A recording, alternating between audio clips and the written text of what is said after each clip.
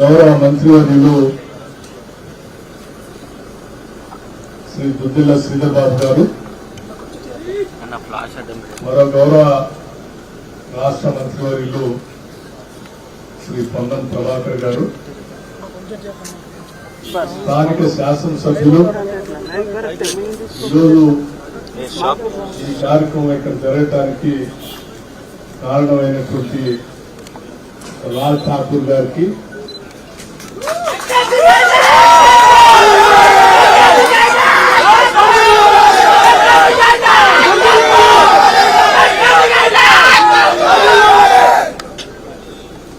స్థానిక పార్లమెంటు సభ్యులు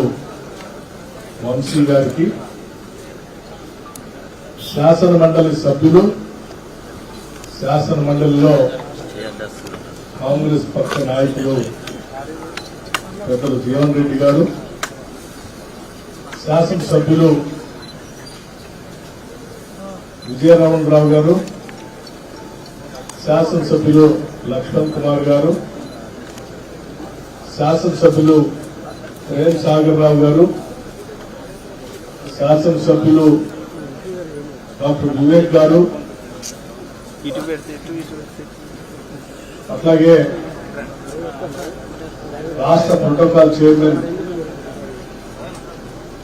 మిత్రులు హరకుర వేణుగోపాల్ గారు, అట్లాగే minimum wages board chairman Janak Prasad గారు, ప్రకాష్ రెడ్డి గారు, ఇంకా స్థానిక నాయకులకి, జెన్కో అధికారులకి, సింగరేణి అధికారులకి, స్థానిక కార్మిక సోదరులకి, కార్మిక సోదరుల కుటుంబాలకి, విచ్చేసినటువంటి ఇతర మిత్రులందరూ కూడా నా హృదయపూర్వకమైనటువంటి నమస్కారాలు. ఈనాటి సమీక్షా సమావేశం ఒక చారిత్రాత్మకమైనటువంటి పవర్ ప్రాజెక్టు సంబంధించి ఇప్పుడే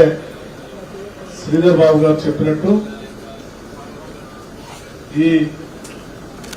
ఆర్టీఎస్ బి ఉన్నటువంటి టెక్నికల్ సామాజిక దృష్ట్యా అప్పుడు పెట్టినటువంటి ఈ ప్రాజెక్టు 50 సంవత్సరాల తర్వాత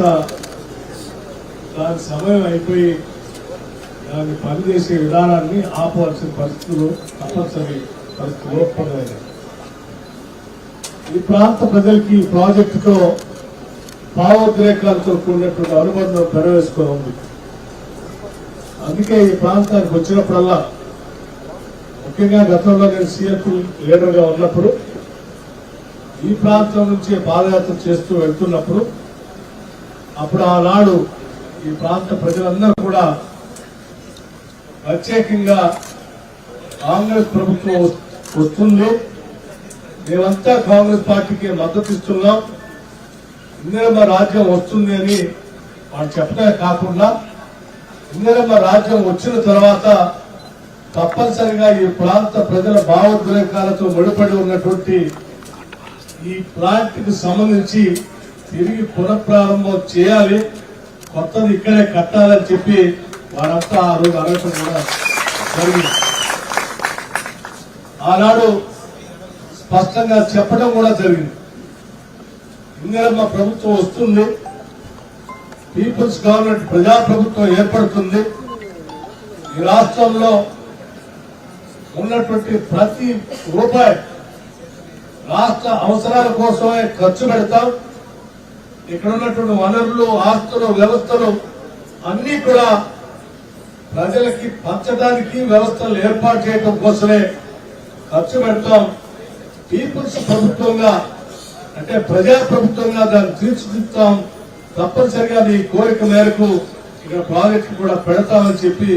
ఆనాడు మీ అందరికీ మాట ఇచ్చినట్టుగానే నేను ఇక్కడికి వచ్చేటప్పుడు ప్రభుత్వం ఏర్పడిన దగ్గర నుంచి ఈ 7-8 నెలల్లో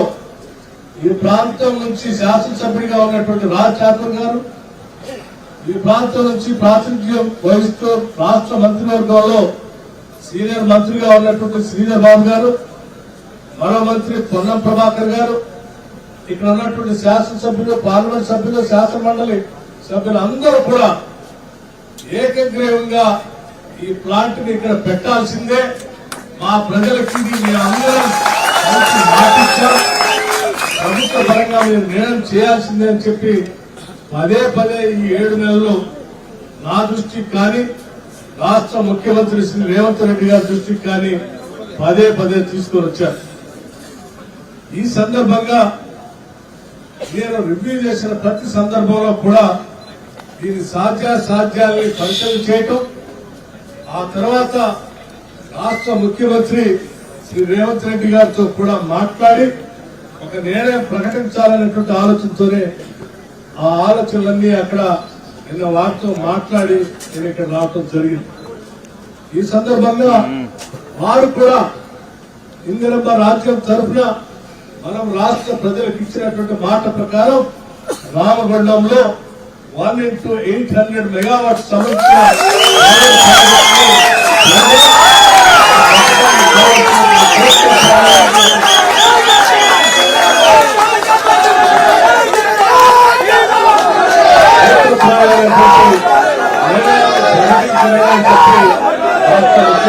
కూడా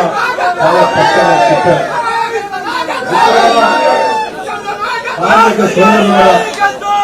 కుటుంబ సభ్యులైన అందరికీ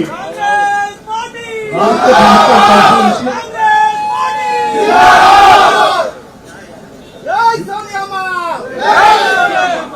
మీ అందరికీ రాష్ట్ర ప్రభుత్వం నుంచి అభినందనలు తెలియజేయటమే కాకుండా కొద్ది రోజుల్లోనే ఈ ప్రాజెక్టు సంబంధించి విధానపరమైన నిర్ణయం తీసుకున్నాం, ప్రకటన కూడా చేయడమే కాకుండా ఇది జెన్కో మరియు సింగరేణి రెండు కలిపి ఒక జాయింట్ వెంచర్ గా ఇక్కడ 1 into 800 megawatt thermal power project పెట్టడానికి